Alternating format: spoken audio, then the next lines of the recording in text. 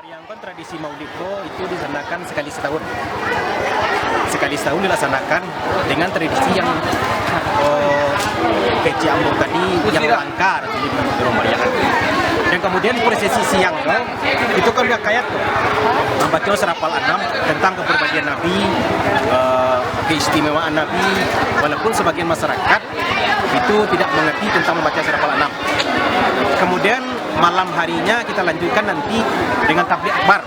Itu alhamdulillah kita panggil mubalik dari luar dari Jorong Pariang ini, dan khusus di 2018 ini kita sempat membawa ustadz yang bernama Saprizan Nur dari Lintau, dan itu kita laksanakan tabligh akbar nanti sudah maghrib. Itu alhamdulillah yang biasanya ketika tabligh akbar itu masyarakat seluruhnya menuju masjid. Dan khusus daging yang kita masukkan ke dalam nasi nanti yang akan kita dibawa oleh anak menakan kita atau masyarakat. Ini daging hasil dari akikah masyarakat kepada masjid, dan kita potong pagi tadi, nanti kita masak dan kita masukkan ke dalam nasi yang akan dibawa oleh anak menakan masyarakat nanti. Ini daging akikah dari masyarakat. Itu sekarang 2018 berjumlah 7 ekor kambing. Dan kemudian nanti kalau ada kekurangannya, nanti pengurus masjid akan membelikan nanti.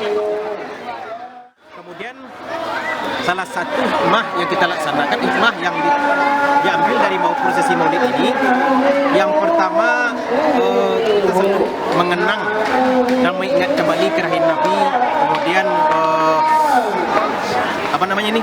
kepribadian Nabi, itu yang pertama.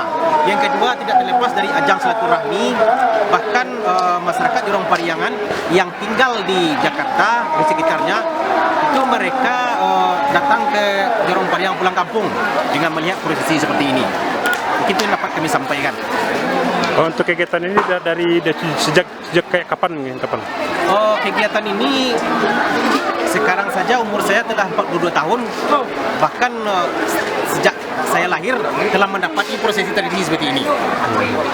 Dan ini saya akan meluruskan sedikit tentang sebagian orang mengatakan hikayat ini kan bid'ah.